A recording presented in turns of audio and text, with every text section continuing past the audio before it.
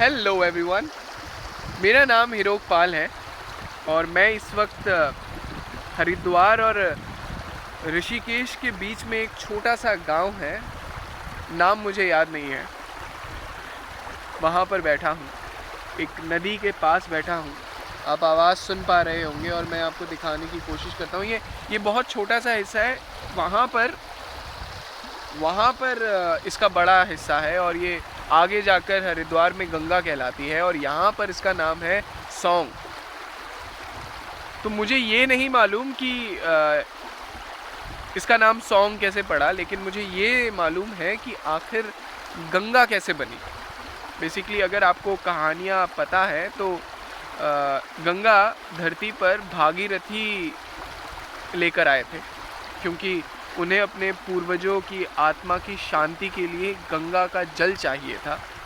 और ये उपाय जो था वो भागीरथी को एक ऋषि ने दिया था, कपिल ऋषि ने दिया था, क्योंकि उन्होंने ही श्राप दिया था उनके पूर्वजों को। 60,000 पूर्वज थे, उनको जला दिया था उन्होंने, कोई परेशान किया था। एग्जैक्ट बड़ी खूबसूरत कहानी है, उसको छोटे में बताना सही नहीं रहेगा, तो आप पढ़िए ज़रा, मज़ा आएगा। खैर, मैं आपको वो कहानी बताता हूँ कि आखिर गंगा बनी कैसे। तो एक राजा हुआ करते थे जिनका नाम था बलि। बलि राजा एक यज्ञ करवा रहे थे और कहानियों की मानी जाए तो अगर वो यज्ञ वो सफलतापूर्वक करवा लेते तो तीनों राज्यों में या तीनों लोकों में कहा जाए तो उनका आधिपत्य हो जाता।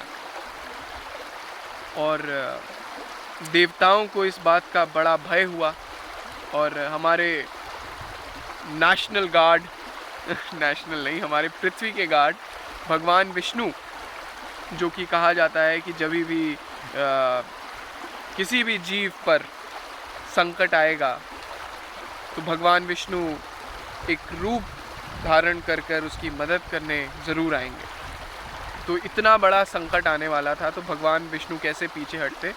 तो इतने बड़े संकट का सामना करने के लिए उन्होंने वामन अवतार लिया, एक छोटे से बच्चे का अवतार लिया और एक छतरी लेकर पहुंच गए बलि के पास। वो यज्ञ कर रहे थे। वहाँ जब वो पहुँचे तो बलि ने उन्हें देखा और हाथ जोड़कर उनसे बोलने लगे कि आइए प्रभु, बताइए मैं आपकी कैसे सेवा कर सकता हूँ।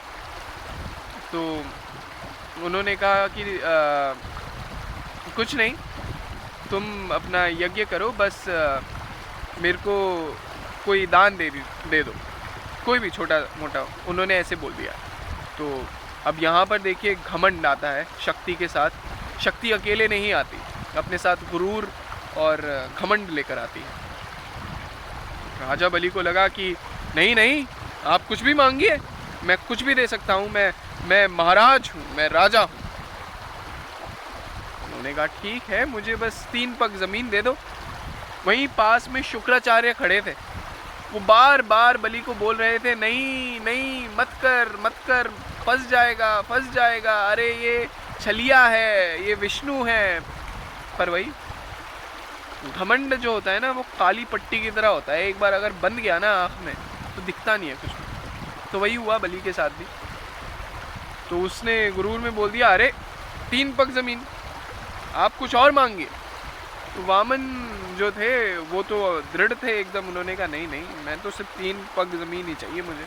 तो उन्होंने कहा ठीक है, आप नाप लीजिए।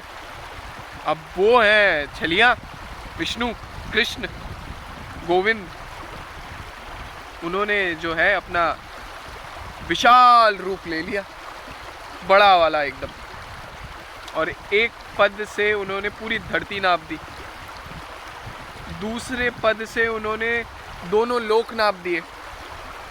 अब वो जब 2 लोक नाप रहे थे उस वक्त उनका पैर जो है ब्रह्मलोक में पहुंचा। अब ब्रह्मलोक में कहा जाता है कि समय बड़े ही अद्भुत तरीके से चलता है। तो वहाँ पर जब वो पहुँचा तो ब्रह्मदेव के पास ना बहुत समय था, मतलब ऐसा लग रहा था पृथ्वी के समय के हिसाब से कि काफ़ी देर तक उनका पैर वहाँ पर था। उसी दौरान ब्रह्मदेव ने देखा कि अरे ये तो प्रभु का पैर है, इसको तो धोना चाहिए। तो उन्होंने अपने कमंडल से उनका पैर धोना आरंभ किया और उनके पैर को धोते हुए जो पानी निकला वो पानी बना गंगा।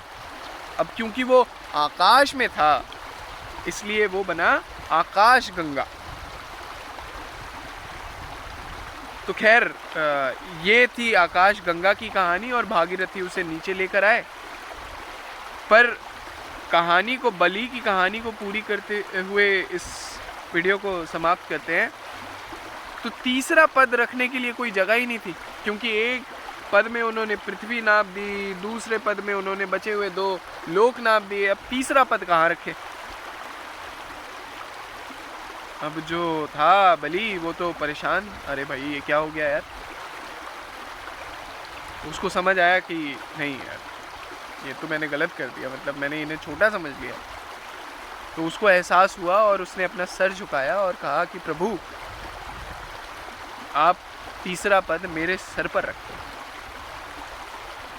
बस उन्होंने अपना तीसरा पद जो है बलि के सर पर रखा और जैसे ही रखा वो चला गया पाताल लोक। तो ये थी कहानी गंगा की और बलि की। आपको ये कहानी कैसी लगी, मज़ा आया?